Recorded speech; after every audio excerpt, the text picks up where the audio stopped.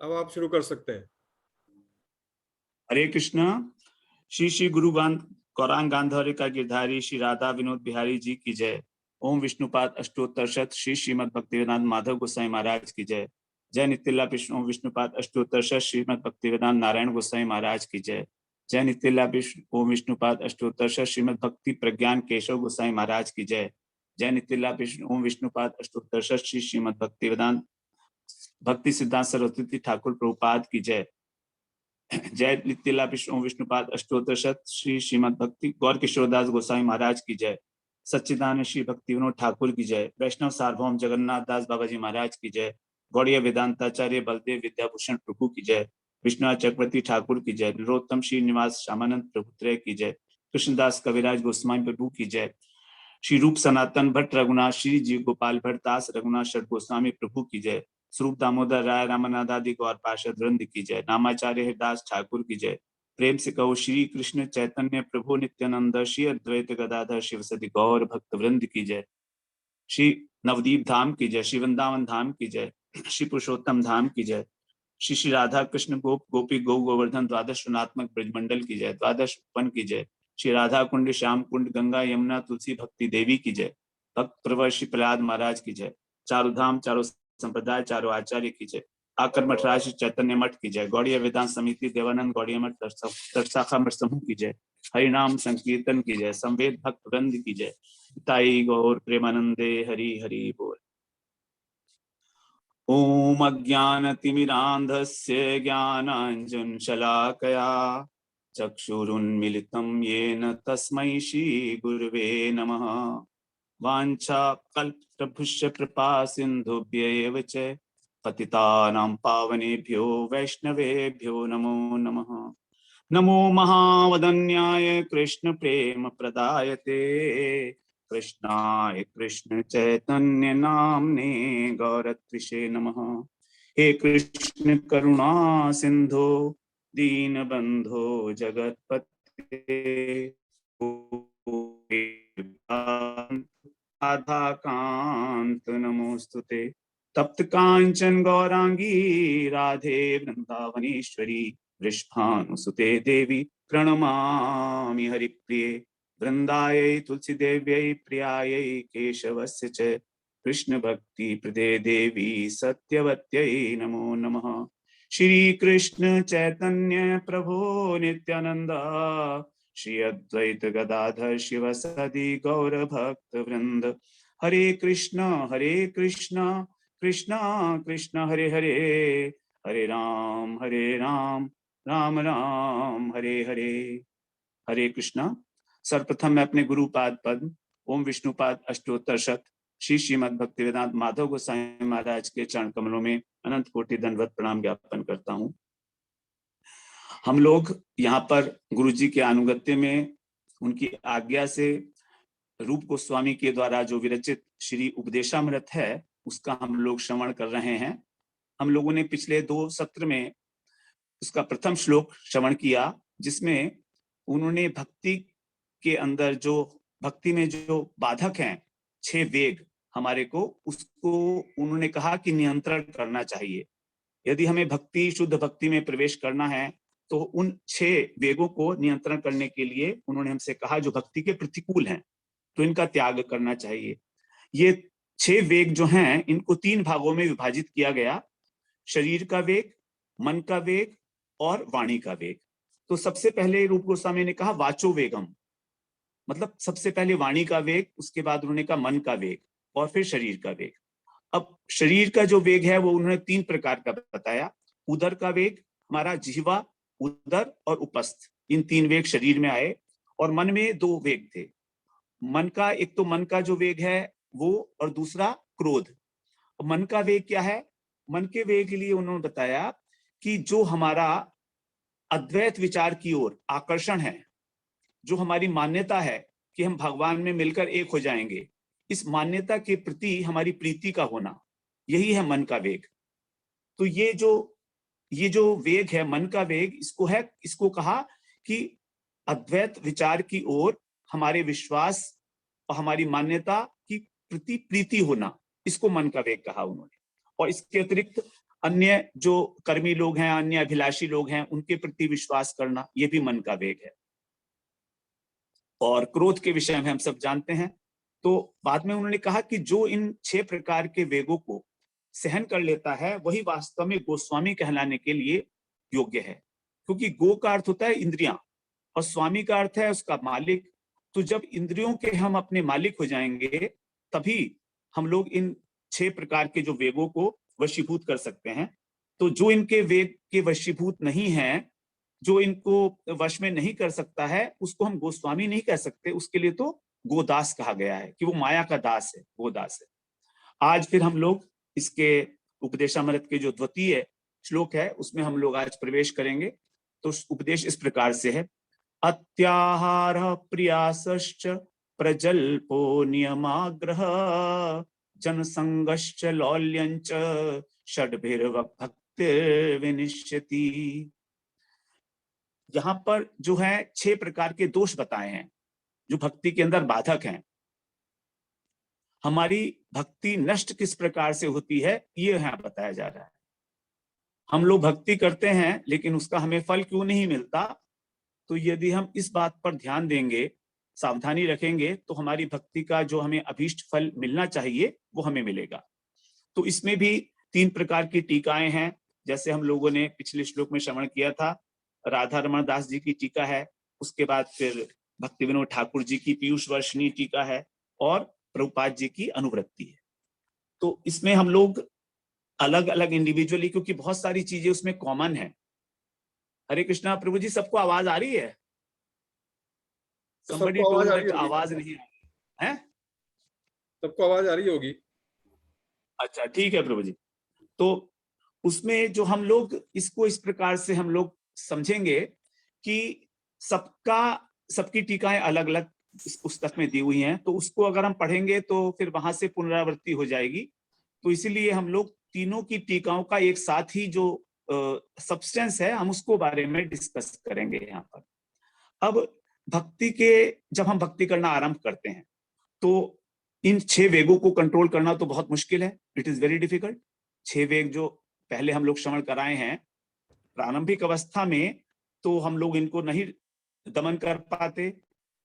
तो इसके कारण क्या होता है कि हमारी इन 6 प्रकार के जो दोष हैं इनमें रुचि पैदा हो जाती है, क्योंकि ये तो हम पहले से करते रहे हैं। अत्याहार हम करते ही रहे हैं, प्रयास भी करते रहे हैं, प्रजल्प भी करते रहे हैं, नियमाग्रह, ये सब हम चीजें हम करते रहे हैं। This has been whatever we have been doing earlier. तो अब हमें इसके ऊपर एक चेक सिस्टम लगाना है किसी प्रकार से। तो पहले जो 6 वेगों की चर्चा की गई है, अब यहाँ पर प्रवृत्ति बता रहे हैं हमारी। ये इस प्रकार की यदि प्रवृत्ति है तो इससे हमारा भक्ति का अभीष्ट हमको नहीं मिलता है फल, और इससे हमारा अनिष्ट होने की संभावना रहती है। अब इसमें हम लोग धीरे धीरे एक एक शब्द को यहाँ पर समझने की चेष्टा करेंगे। अत्याहार का नॉर्मल अर्थ है अत्यंत आहार, अति आहार। अब आहार का जो साधारणतः हम अर्थ देखते हैं उसका अर्थ देखते हैं कि किसी भी इंद्रिय के द्वारा किसी विषय को अधिक रूप से ग्रहण करना। जैसे हम लोग आहार का अर्थ समझते हैं भोजन, लेकिन यहाँ पर हमको आधार का जो एक व्यापक अर्थ है उसको ग्रहण करना चाहिए। हमारी 5 इंद्रियां हैं, ज्ञानेंद्रियां हैं, तो उन 5 इंद्रियों से हम लोग आहार लेते हैं। नेत्र के द्वारा हम रूप का आहार करते हैं, कानों के द्वारा हम लोग श्रवण करते हैं, नासिका के द्वारा गंध लेते हैं, त्वचा के द्वारा स्पर्श का आहार करते हैं। ये सब आहार है। आहार का अर्थ है जो चीज भी हम ग्रहण कर रहे हैं। अब ग्रहण करने के लिए हमारे पास केवल 5 इंद्रियां हैं। इन 5 के द्वारा जो भी वस्तु आवश्यकता से अधिक ग्रहण की जाएगी हम उसको कहेंगे अत्याहार। दूसरा बता रहे हैं प्रयास। प्रयास का मतलब क्या है? किसी भी चीज को संग्रह करने के लिए, किसी भी चीज को संग्रह करने के लिए जो चेष्टाएं की जाती हैं हम उसको कहेंगे प्रयास। अभी ये जनरलाइज्ड है प्रभु जी, यहाँ पर मूवमेंट नहीं करेंगे स्लाइड का, तो उसको कहेंगे हम प्रयास। जो भी हम एफर्ट कर रहे हैं किसी चीज को प्राप्त करने के लिए, ये जनरल मीनिंग है इसका। प्रजल्प का अर्थ है व्यर्थ की बातें करना, गप मारना, गॉसिपिंग, पर निंदा करना, पर चर्चा करना, ये तो हमारी आदत ही है। हम लोग अपने बारे में तो कम करते हैं बातें, दूसरे के बारे में ज्यादा बातें करते हैं और बड़ी रुचि होती है उसके अंदर हमारी, बड़े उसमें आनंद भी आता है, हमको रस भी मिलता है। तो यह प्रजल्प, इसको हमें छोड़ना चाहिए। और दूसरा फिर आगे कह रहे हैं नियमाग्रह। नियमाग्रह के दो मतलब हैं, नियम प्लस आग्रह, अर्थात जो संसार के भोग वस्तुएं हैं, स्वर्ग इत्यादि हैं, इनकी प्राप्ति के लिए अत्यधिक आग्रह है कि मुझे तो ये वस्तु चाहिए ही चाहिए, इस चीज के लिए हमारा आग्रह देखा जाता है। और दूसरी बात है अग्रह, नियम प्लस अग्रह, उससे भी नियमाग्रह बनता है। तो जो नियम भक्ति के अनुकूल हैं, हम उनको ग्रहण नहीं करते। अग्रह का मतलब है ग्रहण ना करना। तो कुछ वस्तुओं को हम अत्यधिक आग्रह के साथ ग्रहण करते हैं, वो है वस्तुएं हमारी इस संसार के पदार्थ हैं, भोग की वस्तुएं हैं, स्वर्ग इत्यादि है, मोक्ष इत्यादि है, वो सब नियमाग्रह में आएगा। और दूसरा जो भक्ति के अनुकूल वस्तुएं हैं उसको ग्रहण नहीं करते, तो वो भी आग्रह अग्रह में आएगा। तो नियमाग्रह के दो अर्थ इस प्रकार से बताए हैं। उसके बाद है जन संग। जन का मतलब है मनुष्य और संग का मतलब है उनके साथ रहना। तो यहाँ पर संग का मतलब है सम्यक रूपेण गमनम, और जन का अर्थ है कि जो लोग भक्त नहीं हैं, अवैष्णव हैं। यहाँ पर जन शब्द का एक विशेष अर्थ यही माना जाएगा। वैसे तो जन शब्द का जो नॉर्मल अर्थ है वो तो यही है कि साधारण मनुष्य कोई भी हो, लेकिन यहाँ पर जन का अर्थ है जो अवैष्णव हैं, जो अभक्त हैं, उन लोगों का हमें संग करना, उन लोगों के विचारों को हमें आचरण में लाना, उसको स्वीकार करना, उनसे अपने जो भावनाएं हैं, अपने जो विचार हैं उनके साथ शेयर करना, यह है जनसंग। यदि हम इस प्रकार से अपने सारे विचार, अपनी सारी बातें उन लोगों को बताएंगे जो अभक्त हैं, जिनका भगवान में ही विश्वास नहीं है, जो किसी ना किसी प्रकार से कर्मों में ही लगे हुए हैं, इस संसार के अंदर रचे पचे हैं, तो उनसे में क्या प्राप्त होना है? हमारा जो भाव है वो भी धीरे धीरे दूषित होता चला जाएगा। इसलिए उनको कहा कि उस जनसंग को हमें छोड़ना है। लौल्यंच, लौल्यंच का मतलब है तो लोभ। लोभ का अर्थ है किसी भी वस्तु को प्राप्त करने के लिए, अधिक मात्रा में प्राप्त करने के लिए उसके प्रति लोभ हो जाना चाहिए। अब यहाँ पर लोभ का अर्थ भी वही है जो भक्ति विरोधी विचार हैं। अब जब हम अभक्तों का संग करेंगे तो हमारे विचार भी जो हैं वो उसी प्रकार के होंगे और उनके मतों को हम स्वीकार करेंगे। जैसे उदाहरण के लिए यदि मान लीजिए कोई अद्वैतवादी मत है, अथवा जैन धर्म है, अथवा बौद्ध धर्म है, ये सब जो है धर्म भक्ति के विरोधी धर्म हैं, भक्ति के विरोधी हैं। अब यदि हम उन लोगों के साथ संग करेंगे तो हमें उनके मत में जो है इंटरेस्ट पैदा हो जाएगा, लोभ हो जाएगा कि हम भी इसको करें, इसको देखें करके। तो लोभ जो पैदा होगा उसको कहा गया है यहाँ पर लौल्यंच। लौल्य, लौल्य का मतलब है लोभ। तो जो भक्ति विरोधी मत हैं उनको स्वीकार करना, उनके विषय में चर्चा करना, उनके प्रति अत्यधिक आसक्त होना, उनका आचरण करना, तो यहाँ पर ज्ञान, वैराग्य, जितनी भी चीजें हैं ये सब लोभ में आ जाएंगी। जो ज्ञान और वैराग्य भक्ति के विरोधी हैं, इस बात को हमें हमेशा ध्यान में रखना है कि जिस ज्ञान की यहाँ पर हम बात कर रहे हैं जो छोड़ने लायक है, वो ज्ञान है अद्वैतवादी विचारधारा वाला ज्ञान, निर्विशेष ब्रह्मवाद, कि जिसके अंदर जीव भगवान के अंदर लीन होना चाहता है। भगवान के अंदर लीन जीव नहीं हो सकता, कभी भी नहीं हो सकता, क्योंकि वो तो उसकी एक, वो भगवान का अंश है और वो नित्य है, तो इसीलिए उसका प्रश्न ही नहीं उठता। उसका स्वरूप है भगवान की सेवा करना, तो केवल वो भगवान की सेवा कर सकता है। अब सेवा करने के लिए अगर वो स्वयं ही भगवान बन जाएगा तो फिर सेवा किसकी करेगा? तो उसका जो धर्म है, स्वरूप धर्म है, वो भी उसकी हानि हो जाएगी, उसका नष्ट हो जाएगा स्वरूप धर्म। तो इस प्रकार से यहाँ पर 6 प्रकार बताए गए ये, कि 6 प्रकार से जो है हमारी भक्ति नष्ट होती है। तो हमें केवल जागरूकता की आवश्यकता है कि हमारा कहीं अवैध संग तो नहीं हो रहा है किसी प्रकार का।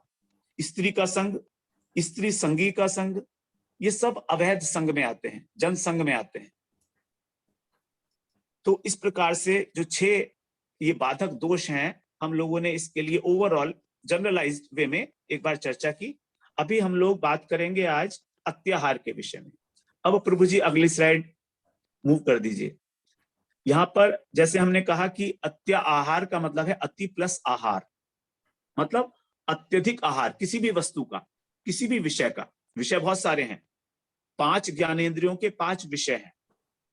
नेत्र का विषय है रूप, कान का विषय है हमारा श्रवण करना, और जीवा का विषय है स्वाद लेना, नासिका का विषय है गंध, और त्वचा का विषय है स्पर्श। इन 5 विषयों में अत्यधिक रूप से आसक्त हो जाना किसी भी इंद्रिय के द्वारा, इसका दूसरा अर्थ है। अब ये 3 प्रकार का अत्याहार होता है। देखिए, एक बात हम यह समझें कि जो भी चीज यहां पर बताई जा रही है वो 3 प्रकार के लोगों के लिए होगी। सबसे पहले ज्ञानी। ज्ञानी का मतलब जैसे हमने चर्चा की, निर्विशेष ब्रह्म ज्ञानी, शुष्क ज्ञानी, केवल ज्ञानी, जो सिर्फ ज्ञान का ही पालन कर रहे हैं, उनके अंदर भक्ति का लेश मात्र भी नहीं है। हम लोगों ने इसके विषय में पिछली बार चर्चा कर दी थी कि 3-4 प्रकार के जो ज्ञानी होते हैं। तो पिछले सत्र में हम लोगों ने उसकी विस्तृत चर्चा की थी। केवल ज्ञानी, उसके बाद अद्वैतवादी, उसके बाद जो गुणीभूता भक्त हैं उनको भी ज्ञानी कहा गया है, और जो प्रधानीभूता है। तो यहाँ पर जो चर्चा की जा रही है वो 2 लोगों की जा रही है, केवल ज्ञानी और मायावादी। मायावादी अर्थात अद्वैत, निर्विशेष ब्रह्म को मानने वाले। तो वो लोग अतिरिक्त ज्ञान संग्रह, अत्यधिक ज्ञान को प्राप्त करने की चेष्टा करते हैं कि ब्रह्म का साक्षात्कार करने के लिए। तो इस प्रकार के ज्ञान को हमें अपने जीवन में स्थान नहीं देना है, लेकिन जो तत्व ज्ञान है उसके प्रति हमें उसको हमें ग्रहण करना है, तत्व ज्ञान। अब तत्व ज्ञान के लिए किसी विशेष अलग से प्रयास करने की आवश्यकता नहीं होती। तत्व ज्ञान में विशेष आवश्यकता नहीं है किसी उस ज्ञान को प्राप्त करने के लिए, क्योंकि जब हम भक्ति का पालन कर रहे हैं, और भक्ति के पालन में सबसे पहला अंग है उसका श्रवण करना, तो जितना हम श्रवण कर रहे हैं उससे हमको तत्व ज्ञान की प्राप्ति हो ही जाएगी। तत्व ज्ञान का मतलब क्या है? तत्व ज्ञान में दो अक्षर है, तत्व और त्वम। तो तत्व पदार्थ का ज्ञान और त्वम पदार्थ का ज्ञान। तो तत्व पदार्थ है भगवान और त्वम पदार्थ है जीवात्मा। तो भगवत तत्व और जीव तत्व, इन दोनों को समझ लेना यह है तत्व ज्ञान। लेकिन इन दोनों के अतिरिक्त एक जो तीसरा ज्ञान है उसको हम बोलते हैं ब्रह्म जीव एक ज्ञान। ब्रह्म जीव एक, अर्थात जीव और ब्रह्म दोनों एक ही हैं। ब्रह्म जो है वही माया का आश्रय लेकर जीव के रूप में आ गया है। तो इस ज्ञान के लिए यहां पर कहा जा रहा है कि उसके लिए ज्ञान संग्रह करना, वो वाला ज्ञान संग्रह। तत्व ज्ञान के लिए यहां पर नहीं कहा गया है। इसके अतिरिक्त दूसरे प्रकार के लोग ही है, वो है कर्मी, जिनको वैदिक अनुष्ठान करने का अत्यंत आग्रह है। वो लोग वेदों का अनुष्ठान करते हैं, लेकिन उससे वो परलौकिक सुख चाहते हैं अथवा लौकिक सुख चाहते हैं। लौकिक सुख मतलब इस संसार के अंदर मुझको सब सुविधाएं मिलती रहें, बड़े बड़े यज्ञ करेंगे, अनुष्ठान करेंगे, और दूसरा हमको स्वर्ग में भी स्थान हमारा रिजर्व हो जाए। तो लौकिक और परलौकिक सुख के लिए जो कर्म देखा जाता है कर्मियों के द्वारा, उसके प्रति हमारा अत्यंत आग्रह है। हम इस कर्म के फल का संचय कर लें कि हमारा जो परलोक सुधर जाएगा। देखिए, भक्त लोग कभी भी ये चिंता नहीं करते कि उनका परलोक सुधरेगा या नहीं, वो केवल भक्ति करते हैं भगवान की। जब भक्ति करते हैं तो परलोक तो सुधर ही गया, उसमें तो कोई संशय ही नहीं रहा। तो उसके लिए विशेष रूप से प्रयत्न करने की आवश्यकता ही क्या है? तो अनेक अनेक प्रकार के कर्म करते हैं और उससे जो भक्ति हमारी ढक जाती है। ये दोनों ही ज्ञान और कर्म, ये दोनों ही भक्ति को ढकने वाले तत्व हैं। अब इसमें यहाँ पर हम लोग ये सोचें कि कर्म करने से और ज्ञान का अर्जन करने से भक्ति कैसे ढक जाएगी, तो इसके लिए कर्म के द्वारा भक्ति जो ढकती है वो 2 प्रकार से ढकती है, भय के कारण और लोभ के कारण। भय और लोभ, हमारे को भय होता है। जैसे मान लीजिए हम किसी देवी देवता की उपासना कर रहे हैं, कुछ हमको कोई आवश्यकता है अपनी, तो हम उस हमारे इष्ट हैं कोई देवी देवता, तो हम उसकी उपासना करते हैं। और उपासना तो हम इसीलिए करते हैं देवी देवता की कि हमको कुछ संसार में सुविधाएं मिले। तो जब हम उसकी उपासना कर रहे हैं तो हमें भय ये है कि यदि हमने वो वाली उपासना छोड़ दी तो हमारा क्या होगा। मान लीजिए देवी की उपासना कर रहे हैं, अगर हमने देवी की उपासना छोड़ी तो देवी हमसे नाराज हो जाएंगी और हमारा घर बिगड़ जाएगा, ऐसा भय। तो हम लोग वो काम करते रहते हैं और भक्ति भी करते रहते हैं साथ में भगवान की। हरे कृष्णा मंत्र भी करते हैं, राम और कृष्ण की भक्ति भी करते हैं, लेकिन साथ में देवी की, गणेश की, इन सब की पूजा भी चलती रहती है हमारी, पृथक रूप से उनको स्वतंत्र मानकर। ये बात समझे, उनको स्वतंत्र मानकर उनकी पूजा करना ही दोषपूर्ण है। उनको प्रणाम करके भगवान का भजन करना दोषपूर्ण नहीं है, उनका आदर करके भगवान का सेवा करना दोषपूर्ण नहीं है। तो इस प्रकार से हम भयभीत रहते हैं कि अगर हमने नवदुर्गा करना छोड़ दिया तो हमारा क्या होगा। हम तो इसको 50 साल से करते चले आ रहे हैं नवदुर्गे को। मैं यहाँ पर नवदुर्गे को वो नहीं कर रहा हूँ, क्रिटिसाइज नहीं कर रहा हूँ। नवदुर्गे का उद्देश्य है कि जब हम 9 दिन तक नियम पालन करते हैं, देवी की जब हम पूजा करते हैं, तो हमारा उद्देश्य क्या होना चाहिए। हमारा उद्देश्य होना चाहिए कि देवी इससे प्रसन्न होंगी। अब देवी प्रसन्न होकर हम क्योंकि अब शुद्ध हो गए, हमारा अंतःकरण शुद्ध हो गया, तो अब हमको भगवान के चरणों में समर्पित करेंगी देवी। देवी तो भगवान की बहन है ना, छोटी बहन है भगवान की। योग माया भगवान की छोटी बहन है। वहां पर आया है कि नंद बाबा के जो यशोदा मैया के जो पत्नी थी, तो योग माया का जन्म हुआ था। तो वो तो अपने भाई को समर्पित करने के लिए कहती हैं कि तुम लोग जो है अपना शुद्ध आहार करो कम से कम 9 दिन, जिससे मैं तुमको भगवान के चरणों में समर्पित कर सकूं। अब हम उसका उल्टा कर लेते हैं। हम 9वें दिन जब रामनवमी होती है तो खूब जम के खाते हैं सब कुछ। तो यहाँ ये दोष हो जाता है।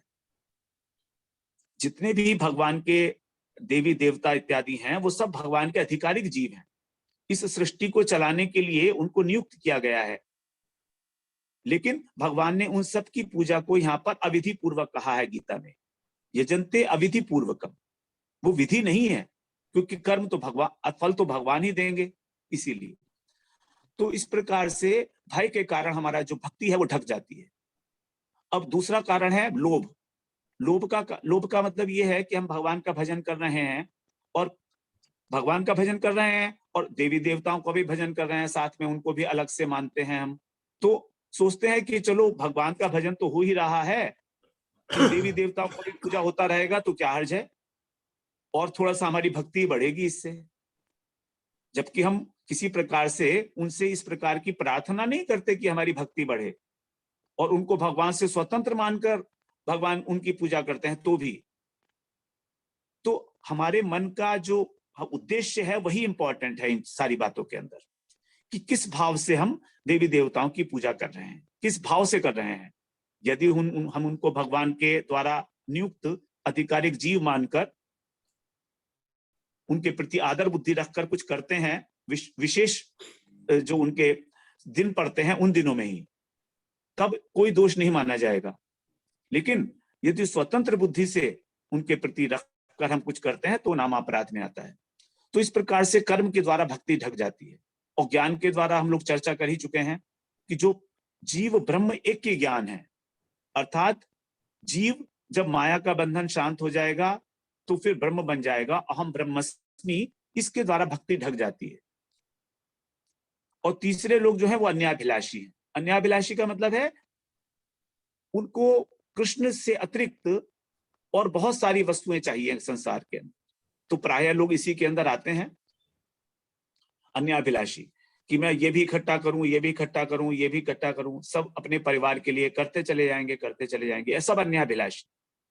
कृष्ण के अतिरिक्त कोई और अभिलाषा करना, ये अभिलाषा शब्द बड़ा इंपॉर्टेंट है, इसकी तो विस्तृत व्याख्या जरूरत है, क्योंकि वो उत्तम भक्ति के अंदर ये आते हैं तीनों। अन्याभिलाषिता शून्यम, ज्ञान कर्मादि अनावृतम। तो ये जो भक्ति के तटस्थ लक्षण है, अन्याभिलाषिता शून्यम, और ज्ञान और कर्म का अनावृत होना, ये भक्ति के तटस्थ लक्षण है। तो इस प्रकार से अन्याभिलाषी जो अत्यधिक विषयों का संग्रह करता चला जाता है, करता ही चला जाता है, उसको कहा गया है कि ये अत्याहार है। देखिए, आहार करने का मतलब है हम उस वस्तु को भोग रहे हैं। यहां पर भोगने के साथ साथ संग्रह करना भी अत्याहार के अंदर ही लिया गया। भोगना तो एक बात है, किसी वस्तु को जो हमने अपने अंदर ले लिया आहार के रूप में, लेकिन यहाँ पर बात की जा रही है संग्रह की, तो संग्रह भी जो है वो इसी श्रेणी में आएगा। अब प्रभु जी अगला नेक्स्ट स्लाइड बना दीजिए। अब इसके लिए क्या करना चाहिए, ये थोड़ी सी बात कर लेते हैं एक बार। जीवन निर्वाह हेतु भक्ति के अनुकूल कर्मों का ग्रहण। अब भक्ति के अनुकूल जो भी कर्म है वो हमें ग्रहण करने चाहिए। अब कहां तक हम ढूंढेंगे कि भक्ति के अनुकूल कौन सा है, तो इसमें एक छोटा सा बात, इस बात को ध्यान रखें अगर हम, कि जिस वस्तु को भगवान के अर्पित किया जा सकता है, जिस वस्तु को भगवान के अर्पित किया जा सकता है, हम उसी वस्तु को ग्रहण करें। अपने खाने में, अपने पीने में, अपने देखने में, अपने सुनने में। यदि कोई भी वस्तु भगवान के लिए ग्रहणीय है, जैसे भगवान, वैसे एक तो फिल्मी गीत है और एक भगवान के भजन है।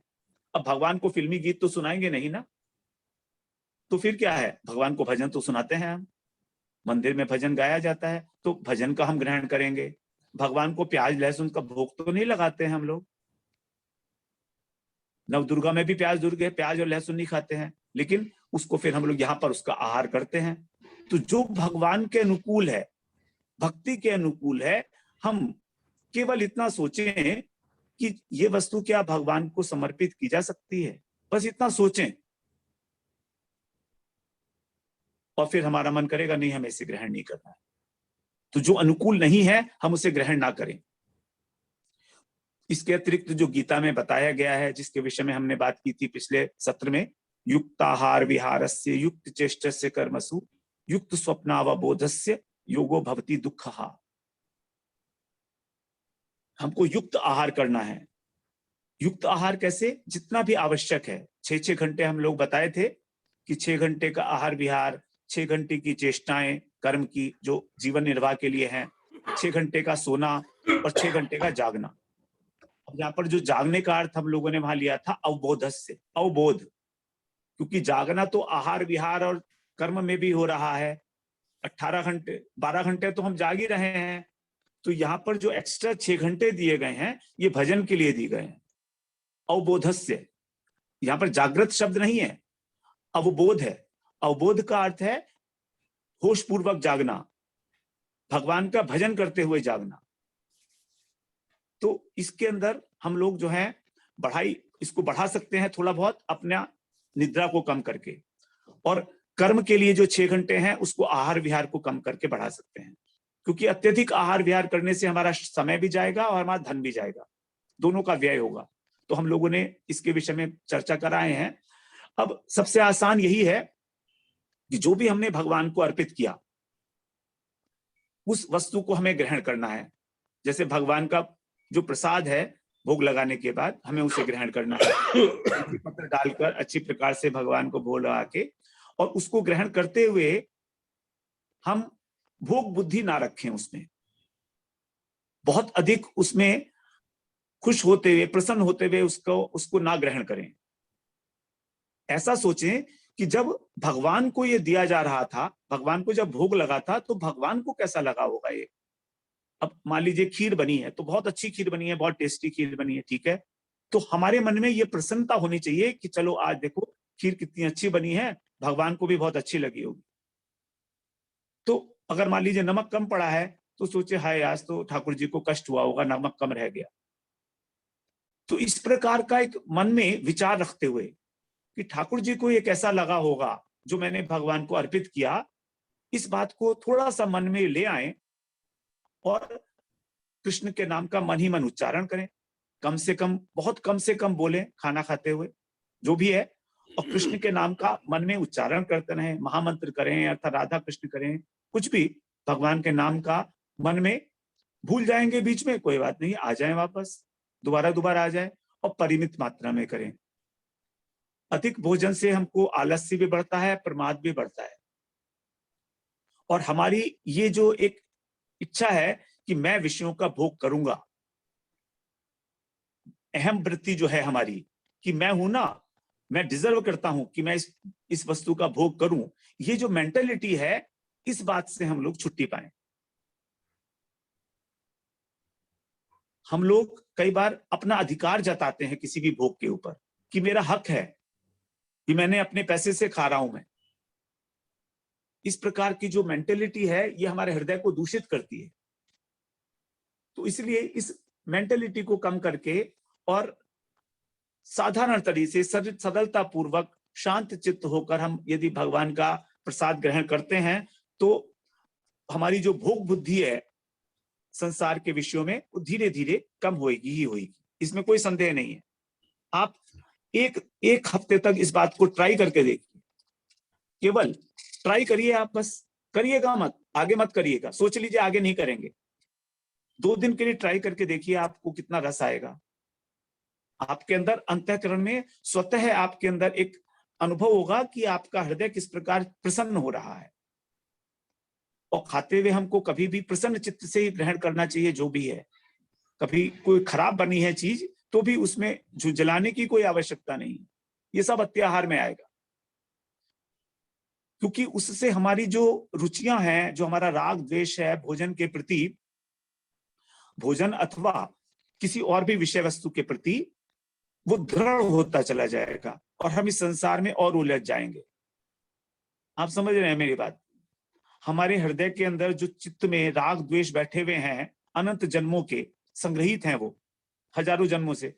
अब यदि हम किसी वस्तु के अंदर बहुत अधिक आसक्त हो रहे हैं तो जो राग है अगर पहले 40% था तो और 50% हो जाएगा अब आगे। अब यही 50% हमारे साथ अगले जन्म में जाएगा, क्योंकि हम तो उसको और बलवान कर रहे हैं ना उसमें आसक्त होके। अगर हम उसमें आसक्त नहीं होंगे तो 40% जो है वो भी धीरे धीरे 30% रह जाएगा। तो ये राग और द्वेष जो हैं ये हमारे शत्रु हैं, और इनको, राग द्वेष का मतलब है समझिए ये नॉर्मल रूप में लाइक्स एंड डिसलाइक्स, कि ये मुझे पसंद है और ये मुझे नापसंद है। बस इसीलिए तो कहा गया कि हमें भगवान का प्रसाद लेना है। अब इसमें पसंद और नापसंद का तो प्रश्न ही नहीं उठता। अब भगवान का प्रसाद है तो क्या उसमें पसंद और क्या नापसंद? अब वो तो प्रसाद बन गया, चिन्मय तत्व हो गया। इसीलिए कहा गया कि अत्याहार का जो है हम लोग शमन कर सकते हैं केवल प्रसाद बुद्धि से भगवान की। नेक्स्ट स्लाइड बना दीजिए प्रभु जी।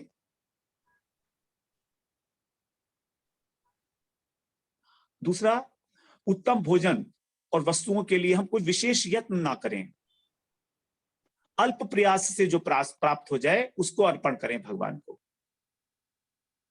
अल्प प्रयास से ही, बहुत अधिक परिश्रम करने की आवश्यकता नहीं है संसार में। आप सोचते हैं कि अगर मैं बहुत परिश्रम करूंगा तो मैं अपने बच्चों का बहुत अच्छी तरह सुविधा पूर्वक ध्यान रख सकता हूं। ऐसा है नहीं वास्तव में। जितना कर सकते हैं उतना करिए, जरूर करिए, लेकिन ऐसा करिए कि थोड़ा समय अपने लिए, भगवान के लिए भी हो आपके पास। ऐसा करिए। सारे के सारा दिन अगर आप गधे की तरह उसी में लगे रहे, हम लोग वर्कोहलिक की तरह, तो फिर ना तो हमारे अंदर शक्ति होगी भजन करने के लिए, माला करने के लिए, भगवान से बात करने के लिए, और ना ही हमारी इच्छा होगी। कैसे करेंगे? भजन के लिए भी तो ऊर्जा चाहिए ना। और यदि पूरा का पूरा शाम को आप थके हुए 10 बजे 9 बजे लौट रहे हैं तो फिर कैसे होगा काम? अपने भजन जब आपका कार्य कर रहे हैं उस समय भी भगवान को याद रखिए। वहां पर भगवान ने गीता में बोला ना, तस्मात् सर्वेषु कालेषु मामनुस्मर युध्य च। अर्जुन ने पूछा, आप मुझे कह रहे हो मेरा स्मरण कर, मैं कैसे करूं आपका? मुझे युद्ध नहीं करना है क्या? तो भगवान कह रहे मैं कहां कह रहा हूं तुझसे, मैं तो कह रहा हूं कि तू युद्ध कर, लेकिन मेरा निरंतर स्मरण कर, निरंतर। तस्मात् सर्वेषु कालेषु, सभी कालों में निरंतर मेरा स्मरण कर। अब देखिए, स्मरण करने में प्रयास नहीं होता। 2 चीजें होती हैं भगवान का स्मरण करने में, स्मरण और चिंतन। चिंतन में प्रयास होता है, स्मरण में प्रयास नहीं होता। हम अपने अपने पुत्र का, अपने पिता का, माता का, पत्नी का कभी चिंतन नहीं करते, क्योंकि उनका स्मरण अपने आप होता है।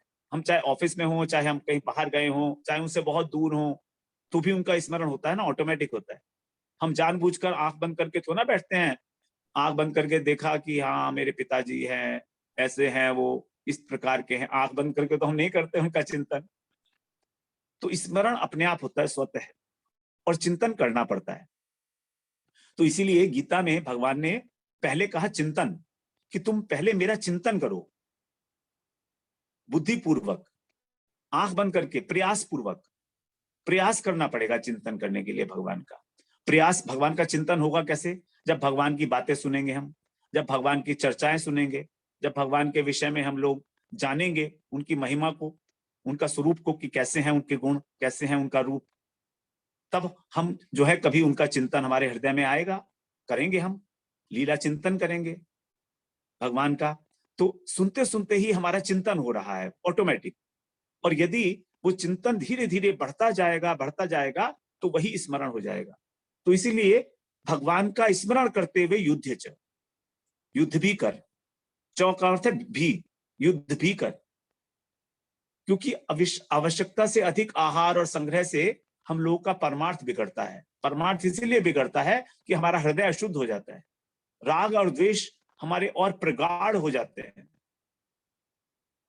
और हमें इस संसार में हम आए हैं इसलिए कि अब हमारा ये अंतिम जन्म हो, अगर हो भी तो भगवान के भक्त के घर में हो, भजन के लिए हो। इस प्रकार से दूषित प्रकार का हमारा जो इतनी सारी हमारे अंदर लालसाएं हैं, कामना, काम, क्रोध, लोभ, ये सब थोड़ा सा कम हो, और किसी वैष्णव के घर में हो हमारा जन्म, जिससे धीरे धीरे हम लोग अपना साधन अच्छी प्रकार से कर सके। अभी तो बहुत सारे परेशानियां हैं, भजन साधन करने में भी बहुत सारी कठिनाइयां आती हैं, थ्रेशोल्ड प्रॉब्लम्स होती हैं। तो कह रहे हैं कि इसमें हमारा परमार्थ बिगड़ता है, क्योंकि हमारा अंतःकरण और अधिक दूषित होता है। लोग कहते हैं ना कि हम लोग इधर जाएंगे उधर जाएंगे तो हम फ्रेश हो जाएंगे, ये फ्रेश होने का चक्कर कुछ नहीं है, ये सब दूषित होने वाला मामला है। और हमारा जो है रक्षा भी नहीं हो पाती अगर हम कम करेंगे तो संग्रह, भोजन नहीं करेंगे तो भजन कैसे कर पाएंगे। अगला स्लाइड चला दीजिए प्रभु जी।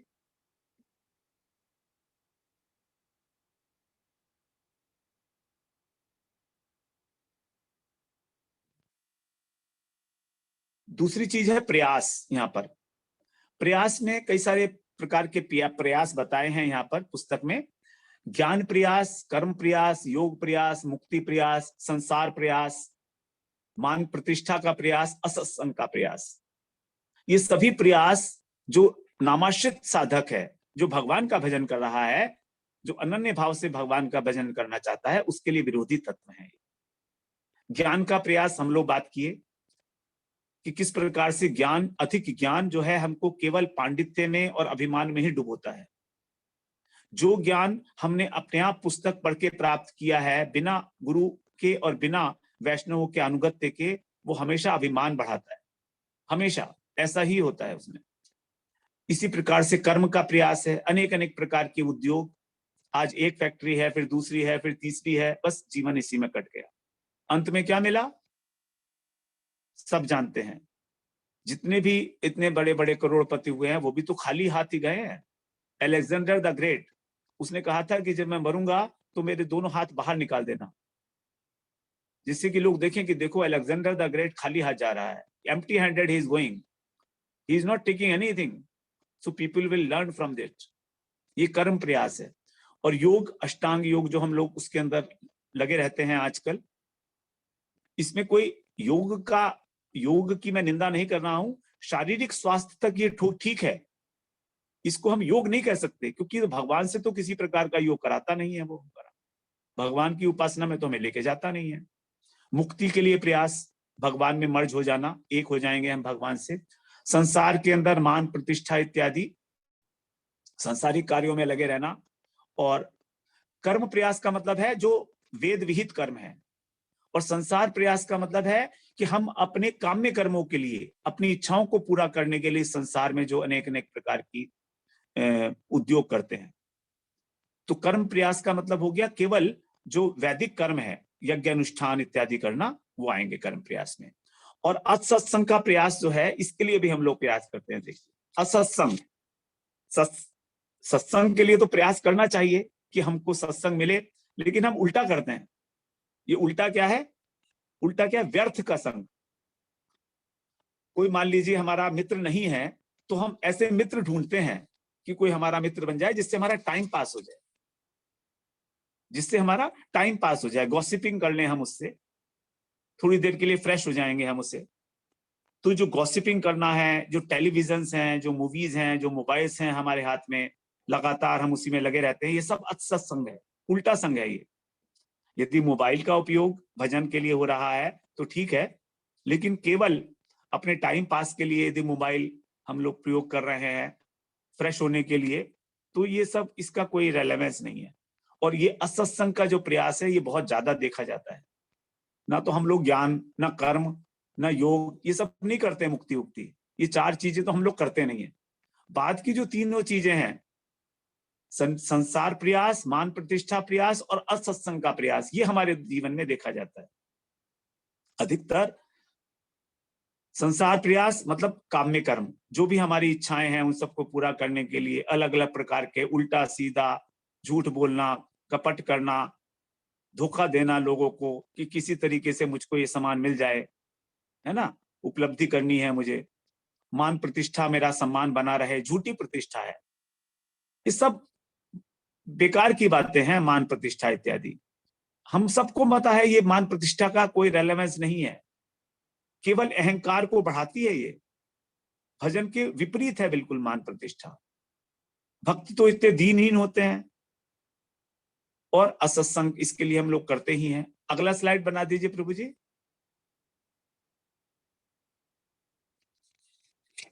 प्रयास के अंदर अब देखिए, जैसे भक्ति विरोधी है तत्व, ज्ञानी का प्रयास क्या है? ज्ञान चेष्टा।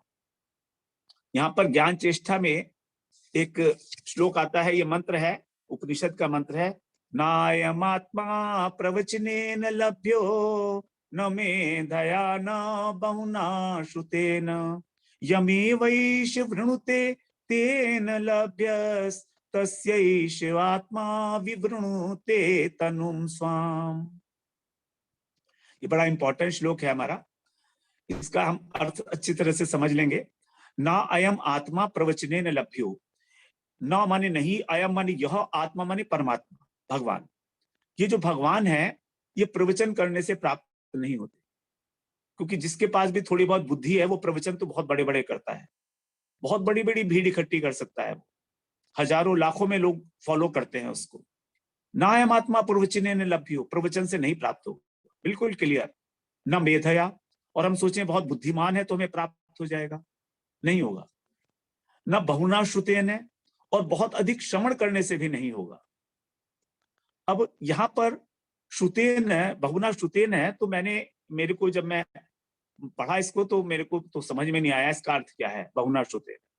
तो गुरु जी से बात किया तो उन्होंने बताया, देखो इसका अर्थ ये है कि हमें अनेक अनेक प्रकार के जो मतवाद हैं, जो कलयुग में अंदर प्रचलित हैं, वैष्णव धर्म को छोड़कर, भागवत धर्म को छोड़कर, जो अनेक अनेक प्रकार के मतवाद हैं, उन सब के विषय में बहुत अधिक श्रवण नहीं करना चाहिए। बहुना श्रुतेन है कि मैं इसको भी जान लूं, मैं इसको भी जान लूं, क्योंकि हमें पंडित नहीं बनना है, हमारा उद्देश्य भगवत प्राप्ति है ना। तो बहुना श्रुतेन है। और दूसरी बात, जो वैष्णव है, उन वैष्णवों में भी जो हमारे हृदय को स्पर्श करता है, आप समझ रहे हैं बात को, जो हमारे हृदय को स्पर्श करता है, जो स्निग्ध हृदय से बोलता है, मतलब जिसकी ये इच्छा है केवल कि किसी प्रकार से सब लोगों का उद्धार हो, अगर उसके हृदय के अंदर इस प्रकार की इच्छा है तो तभी वो अपने हृदय के जो भाव है वो आपके हृदय में संचरित कर पाएगा।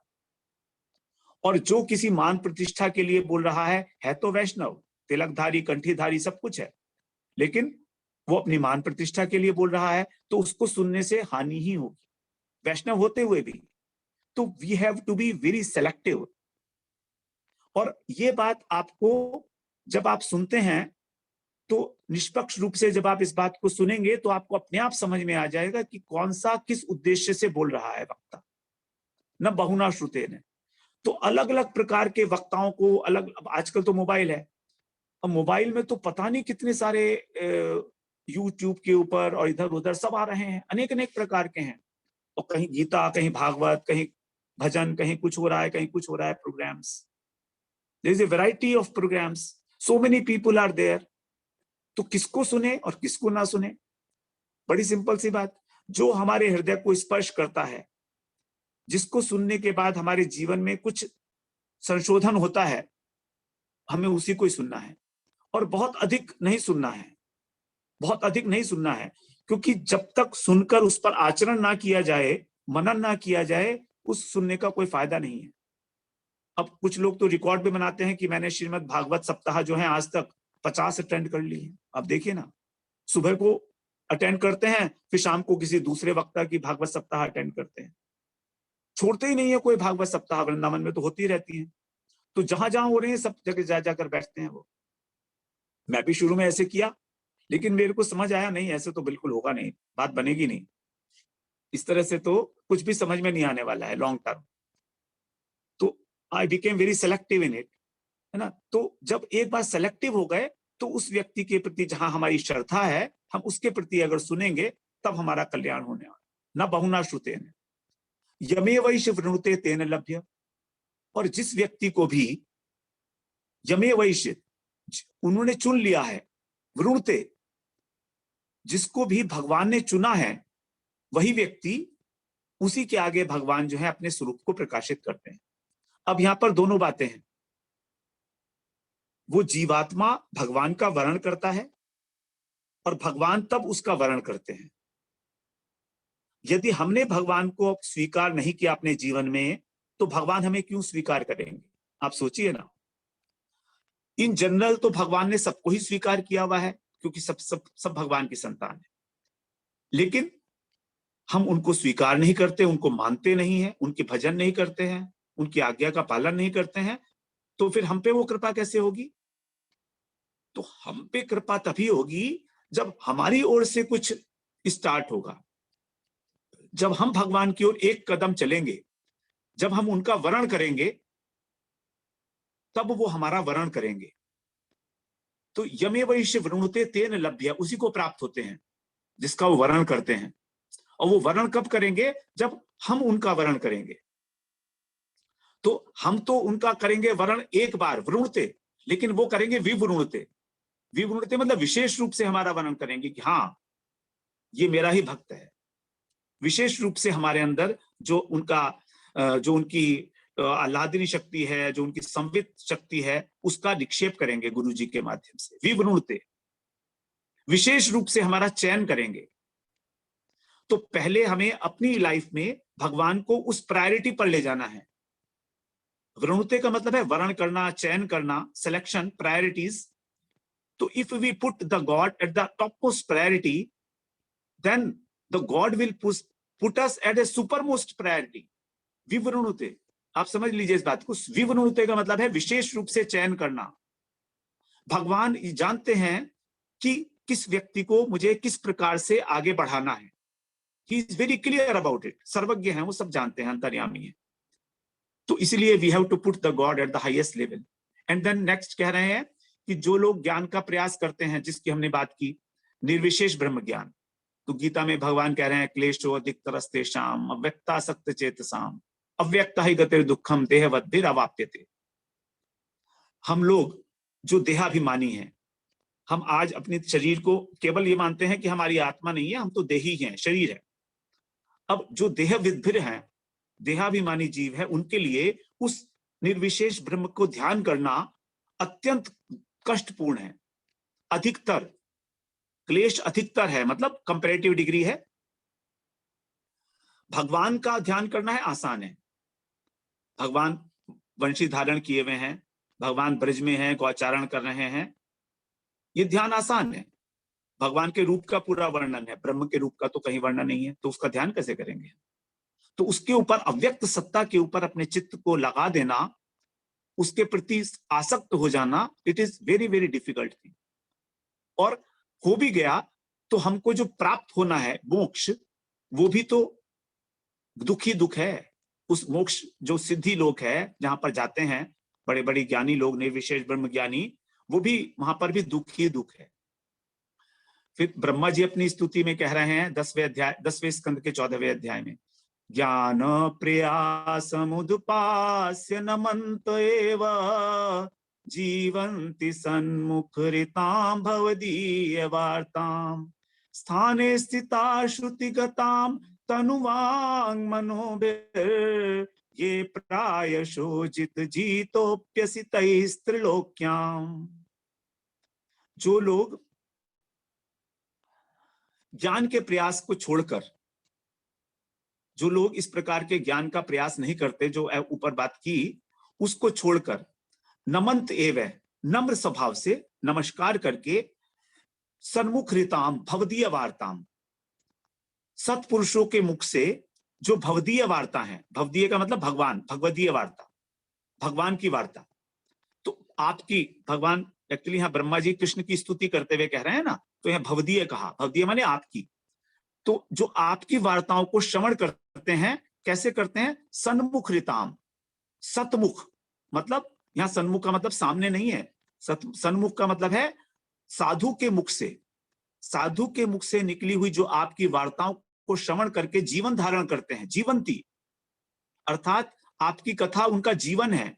वे स्थाने स्थिता श्रुतिगताम, इस प्रकार से श्रवण के परायण होकर, श्रुतिगताम स्थाने स्थिता, अपने ही स्थान पर स्थित होकर, जहां पर वो हैं आज, जहां पर वो हैं मतलब किसी भी आश्रम में हो, किसी भी वर्ण में हो, किसी भी कोई भी कार्य करते हो, जहां भी वो हैं, वृंदावन में हो, वृंदावन से बाहर हो, कहीं भी हो, वो आपको जीत लेते हैं। आप त्रिलोकी के द्वारा, त्रिलोकी में भी किसी के द्वारा नहीं जीते जा सकते, आप अजित हो, लेकिन प्रायशो अधिकांश रूप से वो आपको जीत लेते हैं। इस प्रकार के लोग जो श्रुति गताम है, जो श्रद्धा पूर्वक, विश्वास पूर्वक आचरण करते हुए आपकी कथाओं का साधु के मुख से, शुद्ध वैष्णव के मुख से श्रवण करते हैं, वो आपको जीत लेते हैं, अर्थात आप उनके वशीभूत हो जाते हो। ये ब्रह्मा जी की स्तुति है। आगे नेक्स्ट में बता दीजिए प्रभु जी, नेक्स्ट स्लाइड।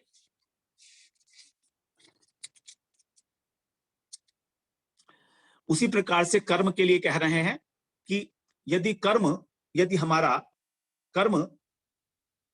कर्म से हमको यदि धर्म नहीं होता, और धर्म हमारा विराग नहीं होता, वैराग्य नहीं होता। दूसरा पढ़ते हैं पहले, नेह यत् कर्म धर्माय न विरागाय कल्पते न तीर्थ पद सेवाय जीवन अपि मृतो ही सह।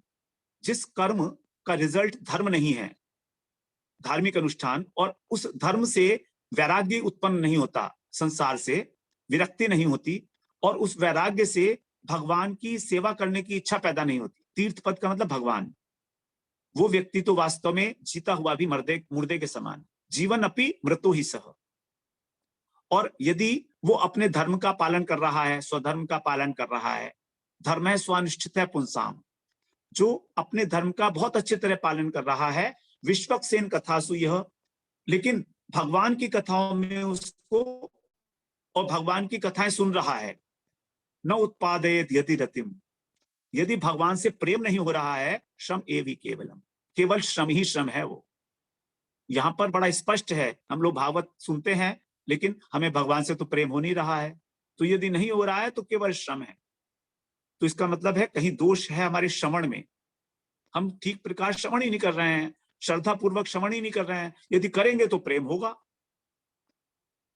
यदि प्रेम है तो हम भगवान का भजन करेंगे। लोग कहते हैं ना, नहीं हमें भगवान से बहुत प्रेम है, लेकिन अब भजन वजन नहीं कर सकते, हम उनका नाम नहीं ले सकते, हम माला नहीं घुमा सकते, हम तो 24 घंटे भगवान का नाम लेते हैं मुंह में, अपने अपने मन में लेते रहते हैं। तो ये सब धूर्तता है, कोई नहीं लेता है भगवान का नाम 24 आवर्स। आगे कह रहे हैं यदि हम कर्म करते भी हैं तो स्वर्ग मिलेगा हमको, गीता में, तेतम भुक्त्वा स्वर्ग लोकम विशालम क्षीणे पुण्ये मर्त्य लोकम विशन्ति एवं त्रयी धर्म मनु प्रपन्ना गतम काम कामा अनुष्ठान करेंगे तीनों वेदों के अनुसार भी तो अधिक से अधिक स्वर्ग मिलेगा। और जैसे ही हमारा पुण्य क्षीण हुआ, हमको वहां से धक्के मारकर नीचे फेंक दिया जाएगा। मर्त्य लोकम विशन्ति, इसीलिए हमारा जो इस संसार के अंदर आवागमन का चक्र है वो लगातार चलता ही रहेगा। अगली स्लाइड प्रभु जी।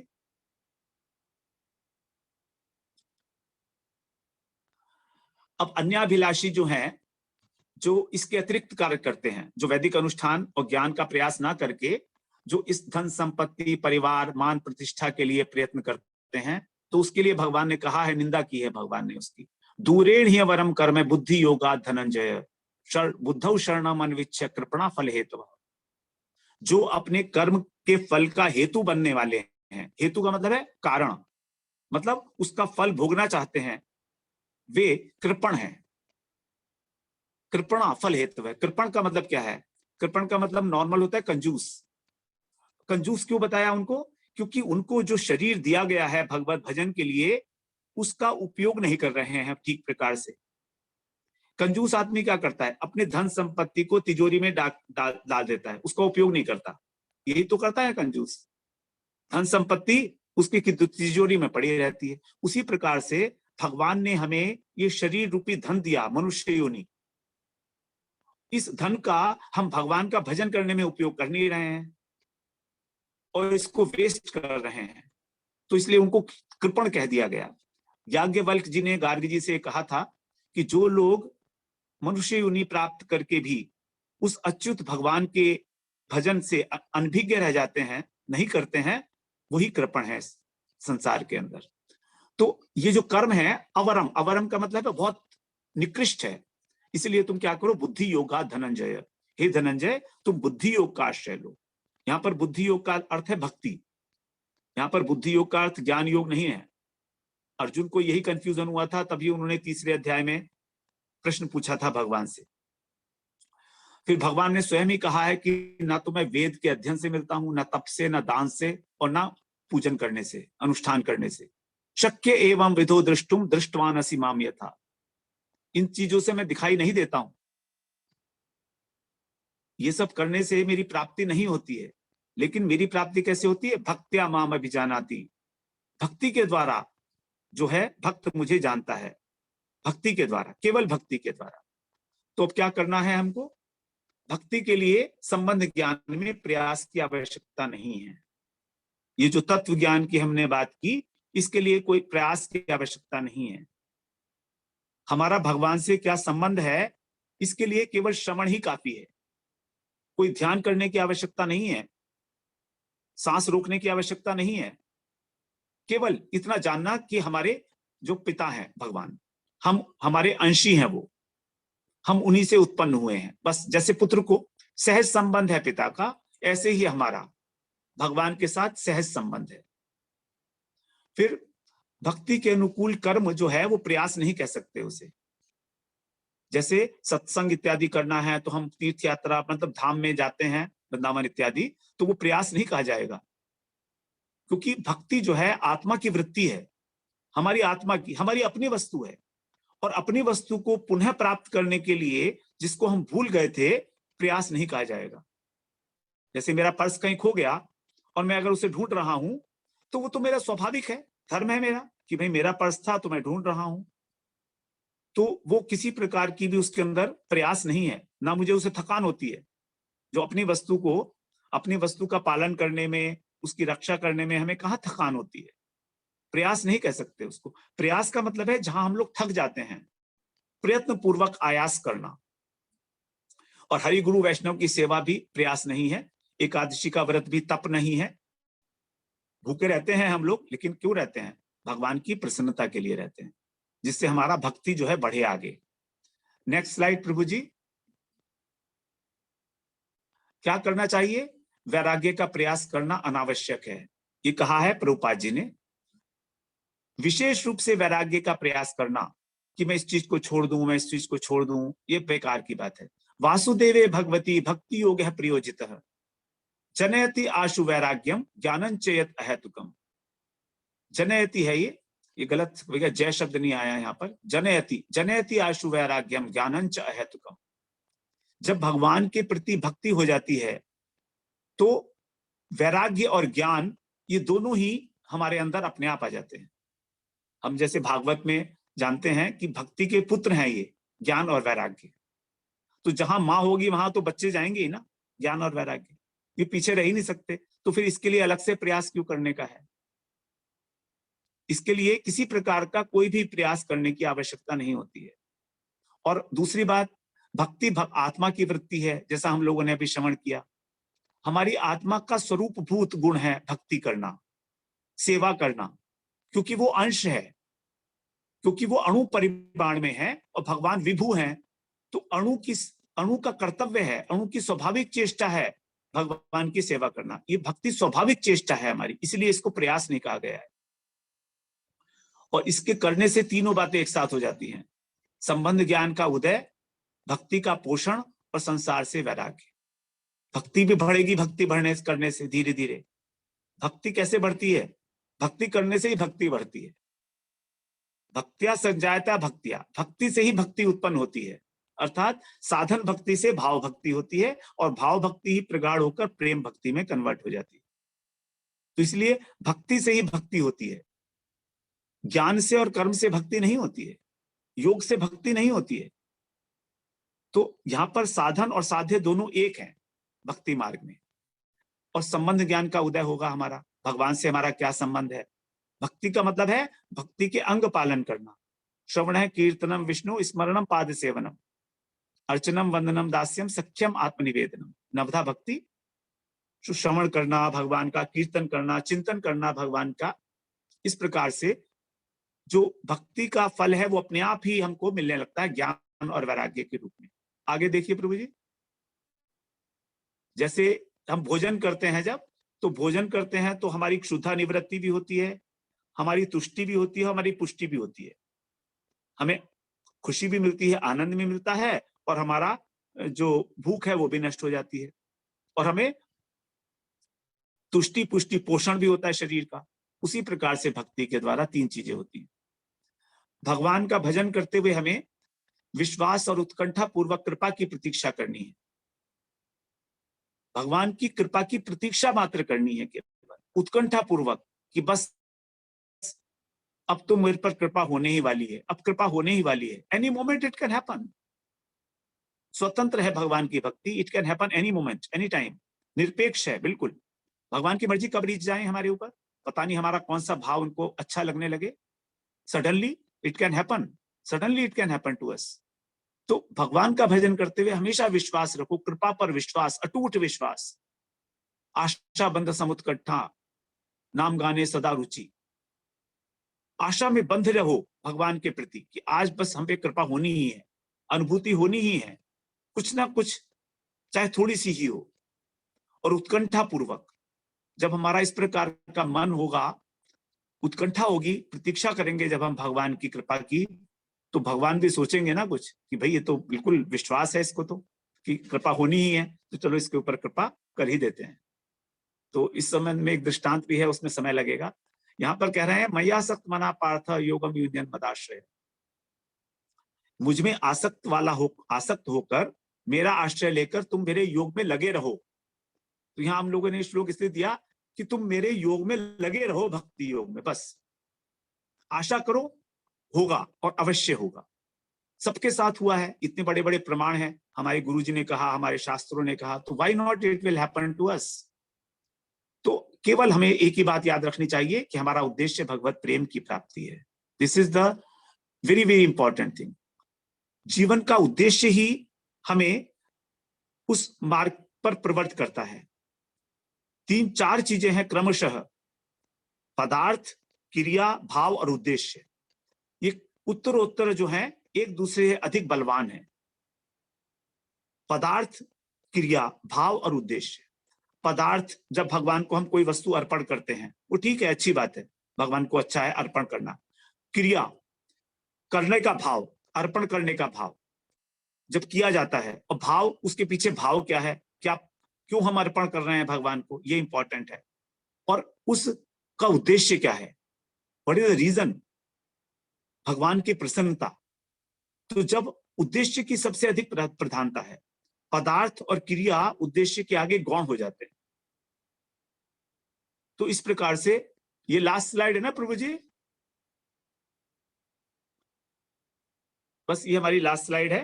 तो हम लोग आज यहीं पर ही विश्राम करते हैं। इसका अब हम लोग अगली सत्र में जो है, जो आगे 6 तत्व में से हम लोगों ने जो 6 बातें थी दोष, उसमें से 2 के विषय में चर्चा की, अत्याहार और प्रयास के विषय में। फिर आगे जो 4 हैं उनके विषय में अगले सत्र में हम लोग चर्चा करते हैं। वांछा कल्पतरुभ्यश्च कृपा सिंधुभ्यैव च पतितानां पावनेभ्यो वैष्णवेभ्यो नमो नमः। अब यदि आपका कोई प्रश्न है तो आप उसे पूछ सकते हैं। सब लोग जो है जिसको यदि प्रश्न पूछना है तो अपना हैंड रेज कर देगा, तो उसको और फिर अपने को अनम्यूट करके वो प्रश्न पूछ सकता है। जैसे इसका नाम बुलाएंगे उसी हिसाब से, क्योंकि नहीं तो अदरवाइज सब एक साथ पूछेंगे तो समझ नहीं आता है। मैं सबको अनम्यूट कर रहा हूँ। अब मगर एक बारी से पूछेंगे। दामोदरी दीदी ने हैंड रेज किया। दामोदरी दीदी, आप अपना अनम्यूट करिए और बोलिए आप। हरे कृष्ण प्रभु जी, दंडवत प्रणाम। प्रणाम दीदी। प्रभु जी, मैं ये कह रही थी रिकॉर्डिंग और पीडीएफ दोनों भेज दीजिएगा प्लीज। मैं थोड़ी अस्वस्थ हूँ तो मैं आज प्रोग्राम सुन नहीं पाई। ठीक है, कोई बात नहीं है, हाँ भेज देंगे। हाँ जी, हाँ जी। वो आएगी रिकॉर्डिंग। काफी लोग मांगते भी हैं। नहीं, रिकॉर्डिंग हाँ और जी, पीडीएफ दोनों भेज देंगे हम। रिकॉर्डिंग और पीडीएफ हाँ जी, दोनों शेयर कर देंगे। जी जी जी, थैंक यू प्रभु जी। और ये इसको वीडियो जो है इसका विद पीडीएफ वीडियो भी बनेगा, वो यूट्यूब पे जाएगा, वो भी बनेगा साथ में। जी जी जी जी जी, वो तो आप फिर जब फर्स्ट वाले से डालेंगे ना तो आप मुझे लिंक भेज दीजिएगा, मैं शेयर कर लूंगी। हाँ, वो तो ठीक है। जी प्रभु जी। ओके। और कोई और किसी को कुछ अपना सजेशन है, कुछ प्रश्न है तो अपना हैंड रेज करें और फिर अपने को अनम्यूट करें। वो कुछ पूछो ना। किसी को प्रश्न है तो अपना हैंड रेज करके अनम्यूट करके पूछ सकते हैं, जिससे हमें मालूम पड़े कि किसने किया है। ठीक है, ये अंगूठी कौन?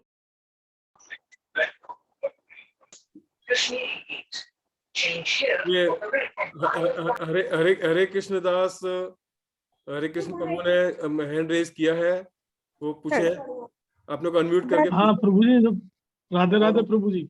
हाँ प्रभु जी, राधे राधे, बताइए। हाँ सर, बोला मैं ये पूछ रहा था, जैसे हम जो काम कर रहे हैं, जो प्रयास, जैसे आपने कहा, जैसे हम नौकरी कर रहे हैं और वो हमें जो काम है, तो अगर जैसे ज्यादा कर रहे हैं, कुछ करना है, तो उसके लिए कोई प्रयास नहीं करना चाहिए क्या? नहीं नहीं, करना चाहिए, वो तो नौकरी है ना, वो तो करना ही करना है प्रभु जी। हाँ ना, तो जो उसमें आपका कुछ जैसे कमिटमेंट आगे है, बढ़ने जो के आप, लिए या कुछ करने के लिए वो करना चाहिए, उसमें कोई दिक्कत नहीं है, लेकिन ऐसा हो हाँ। कि वो व्यवधान ना बन जाए हमारी भक्ति में बहुत अधिक। आप जी समझ जी रहे हैं जी ना? जी आगे जी बढ़ने की भी तो आगे बढ़ने की तो एक सीमा है ना। जी। तो अपनी अपनी सीमा को अपने आप ही हमें निर्धारित करना है कि साथ साथ जो हमारा भक्ति का जो उद्देश्य है वो भी साथ साथ चलता रहे, कंप्रोमाइज नहीं करना है भक्ति के साथ। नहीं, दूसरा ये है है ना? कि जैसे मान लो हमें उसको काम को पूरा करना ही करना है, तो जैसे हाँ लेट हो रहे हैं, कुछ हो रहे हैं, तो वो जैसे मान लो प्रपोजल ही बना रहे हैं, आप तो समझते हैं मेरी बात को। अगर उसको कर रहे हैं तो हाँ वो हाँ, मान लो बिल्कुल एक बिल्कुल, उसमें क्या करेंगे? तो जैसे बनाइए ना, फिर प्रपोजल बनाइए, कोई दिक्कत नहीं है, तो उसमें कोई लेट हो रहे हैं व्यवधान तो नहीं है सब उस किसी। टाइम पे। सर एक और चीज थी मेरी, जैसे हम ज्यादा हाँ, लेट हो गए, कुछ हो गए, तो वो जैसे माला छूट गई या कुछ हो गया, तो क्या करें उसके लिए फिर? अगले दिन कवरिंग करिए, उसके अगले दिन कवरिंग करिए अच्छा, उसकी। अगले दिन कवरिंग कर सकते हैं ना? हाँ करिए, मतलब ये नियम नहीं है, ये नियम कोई नहीं, मैं नियम नहीं समझ है। गया मैं आपकी बात को। हाँ, जैसे कभी आप सोचें कि ना नहीं ना आज चलो ना ना, मूड मैं नहीं है, आज नहीं नहीं, वो करते, कल कर लेंगे। मतलब किसी कारणवश से हाँ मतलब हाँ नहीं हो पा रहा हाँ है, हाँ, बस वही। बिल्कुल हाँ बिल्कुल बिल्कुल बिल्कुल प्रभु जी। जी जी। और राधे राधे प्रभु जी। हाँ, हरे प्रभु कृष्णा, जी ने हरे कृष्णा। सुशील गुप्ता प्रभु जी जो है अपना अनम्यूट करके पूछे। हरे कृष्णा प्रभु जी। हरे कृष्णा। प्रभु जी, कई बार क्या होता है, हम तो भक्ति में है, मार्ग में है, इसी मार्ग में चल रहे हैं, लेकिन हम जब कोई दूसरे बंदे हैं वो अच्छा काम कर रहे हैं, फॉर एग्जांपल जैसे कोई डॉक्टर हुआ या फिर कोई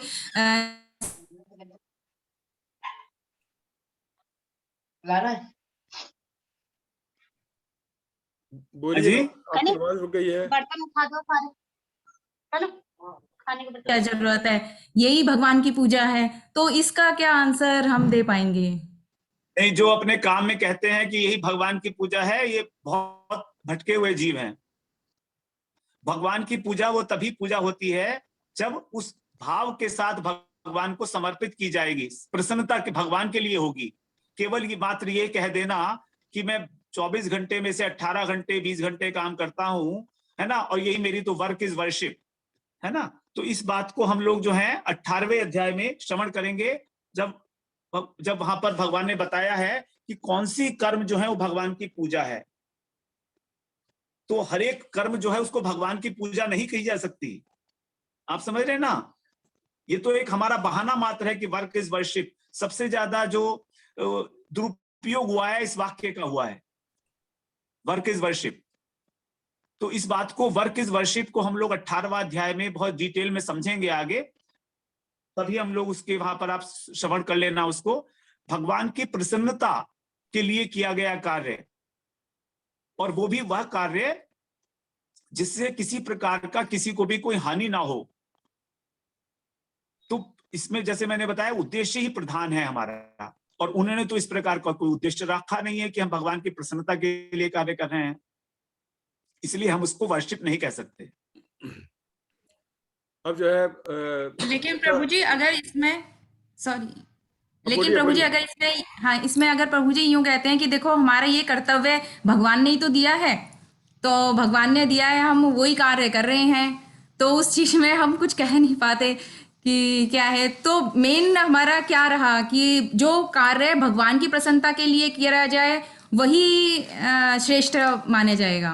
बिल्कुल वही वास्तव में कर्म योग है। और कर्म योग इतना आसान नहीं है। भगवत अर्पित निष्काम कर्म है कर्म योग की डेफिनेशन। आपने श्रवण की होगी अगर गीता आप सुनी है तो।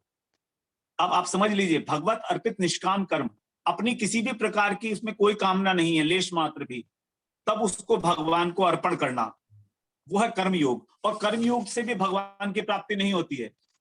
ये केवल एक प्रारंभिक अवस्था है जहां पर हमारा हृदय शुद्ध हो जाता है और हमें भजन में रुचि जागृत हो जाती है।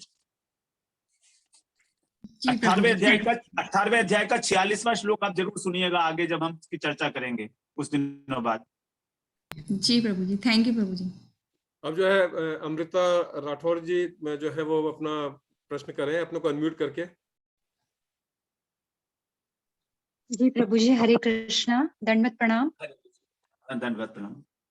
हाँ प्रभु जी, मुझे आपने ये जो श्लोक अभी बताया ना, नयाम आत्मा प्रवचेन लभ्यो, उसमें बहुना श्रुतेन को अगर आप फिर से थोड़ा सा एक्सप्लेन कर देंगे कि अलग अलग मतलब एक ही संप्रदाय के। हाँ, बहुना श्रुतेन के विषय में मैंने बहुत डिटेल में बताई हैं। देखिए, हाँ। जब हम अनन्य भक्ति कर रहे हैं ना कृष्ण की, जब हम अनन्यता पर आ जाते हैं तो वहां पर न अन्य कोई और नहीं है, लेश मात्र भी। सभी लोग हमारे प्रणम्य हैं, सभी लोग हमारे आदर के योग्य हैं, लेकिन वहां पर कृष्ण की सेवा के अतिरिक्त, कृष्ण की अनन्यता के अतिरिक्त और कोई नहीं है। तुलसीदास जी ने तो यहाँ पर जब वृंदावन आए थे, है ना, तो मस्तक ही नहीं झुकाया था कृष्ण के आगे। आप समझ रहे हैं ना? जी जी तो जी, वो है अनन्य भक्ति। तुलसी मस्तक तब नवे धनुष बाण लो हाथ। और यहाँ पर मंदिर है, मैं देखकर आया हूँ वृंदावन में ही, जहां पर कृष्ण जो है राम के रूप में खड़े हुए हैं। कृष्ण राम के रूप में खड़े हुए हैं। भगवान रीझ गए। तुलसीदास जी की अनन्यता के ऊपर भगवान रीझ गए और उन्होंने धनुष बाण धारण कर लिया, उसी रूप में उनको दर्शन दिए। तो ये केवल भगवान की कृपा है अपने भक्तों के ऊपर, है ना। जी प्रभु जी, मुझे उसमें ये थोड़ा सा पॉइंट क्लियर करना था कि जैसे अभी हम गौड़ीय मठ से जुड़े हैं, गौड़ीय मठ से हमें अब जैसे आपका भी क्लास है और भी काफी लोगों की क्लास जैसे हैं, तो उसमें हमने अपनी प्रायोरिटी किस बेस पर डिसाइड करें, क्योंकि सिद्धांत तो सभी लगभग एक जैसा ही बताते हैं। आपके हृदय को जो स्पर्श करे। जी, मैंने कहा ना पहले भी कि जो स्निग्ध हृदय है, जो आपके हृदय को स्पर्श करे और आपकी जिस प्रकार की रुचि है, जिस प्रकार का आपका भाव है, सजातीय भाव वाला हो, है ना। ये कहा गया है 3 प्रकार के उसमें गुण होने चाहिए। आपसे जो श्रेष्ठ हो, आपके सजातीय भाव वाला हो और स्निग्ध हृदय वाला हो।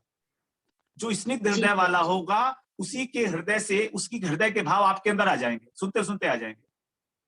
अच्छा प्रभु जी, जी समझ गई मैं। हाँ जी, मैं समझ गई। खुद ही सिलेक्शन कर, जो हमारे आप सभी सिलेक्शन कर सकते हैं। हाँ जी जी, समझ गई। धन्यवाद प्रभु जी। हाँ ठीक है, हरे।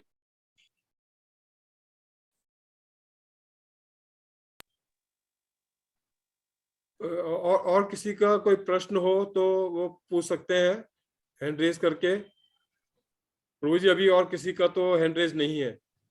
अच्छा ठीक है फिर, है ना, हाँ। हम लोग यहीं पर फिर इसको समाप्त कर लेते हैं। सभी लोगों को बहुत बहुत शुक्रिया, बहुत बहुत धन्यवाद आपका, आप इतने समय तक जुड़े रहे। और अगले सत्र में फिर हम लोग सब दोबारा से मिलेंगे, इसी के बारे में आगे विशेष चर्चा करेंगे जो भी होगी। वांछा कल्पतरुभ्यश्च कृपा सिंधुभ्यश्च पतितानां पावनेभ्यो वैष्णवेभ्यो नमो नमः।